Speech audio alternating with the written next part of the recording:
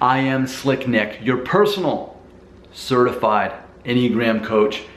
You're watching this video because, man, you're a 6. I love 6s. 6s are a lot of fun, actually.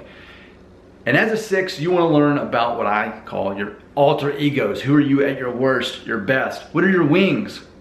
And ultimately, what is the emotion that you have sort of an unhealthy relationship with that you're constantly trying to manage in some way? I'm going to remind you of my favorite book, The Enneagram Made Easy, which I can make that easy for you. Just click the link right here. You can buy this book from Amazon. It's not even expensive. Show up on your doorstep.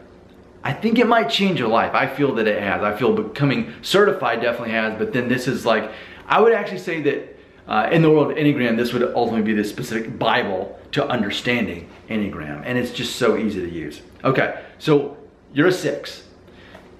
Let's figure you out a little bit more as far as your wings. What flavor, what version of a 6 are you?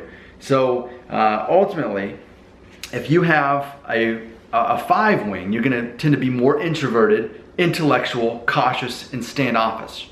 Does that sound familiar? If not, okay, fine, we'll move on to 7 wing. I'm a 7. Tend to be more extroverted, materialistic, active, and impulsive. So out of those 2 options, which sounded more like you? The first one was a 5 wing, the second one was a 7 wing. So which of those? And that's how you know what your wing is. Let's talk about your alter egos. What are you like in that stressful moment? And when you kind of become a monster, you become a different version of yourself. You're not quite you. Well, that would be you moving towards the negative side of a 3, the negative side of achiever. Here's what that would look like. You'd become, you would actually avoid feeling anxious by always being busy. And you may become a workaholic. Become reluctant to try anything new if there's any possibility of failing. Take on a role or image in order to feel more secure. Even tell lies about themselves in order to cover up or get ahead. Wow. But at your best, on a great day, everything's wonderful. What would you look like? You look like the positive side of a 9, the peacemaker, Mr. Rogers. So the positive side of a 9 that you become, at your best, you would empathize more with others. You would see things from a broader point of view. You would take life less seriously and free up your energy. And you'd put more trust in your own inner authority. So that's what you would look like at your best. So now I want to close by us taking a look at the emotion that you kind of have a little bit of an unhealthy, estranged relationship with as a 6, and that is the same one I deal with, fear. You externalize your fear, whereas a 5 internalizes it and doesn't really sort that out. They just try to inside.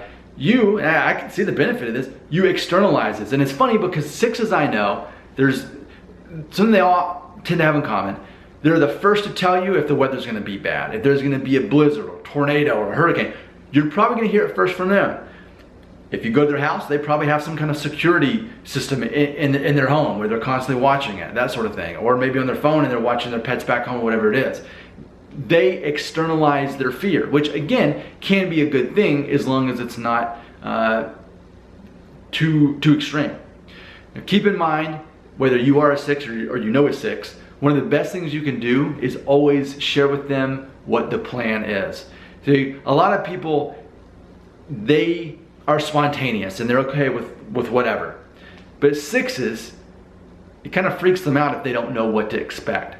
And they can handle the news very well, but they have to know what the plan is. Tell them the plan, and they're actually one of your best allies for whatever the plan is, whether it's a vacation or whether it's a work project. Just very clearly tell them what it is, and they're probably not gonna freak out. Despite externalizing fear, what's almost ironic about 6s is how well they actually process difficult news when they're told about it. You probably wanna make a 6 the first to be told. So if you're a 6, that may sound familiar. I'd love to hear from you. Just leave a comment.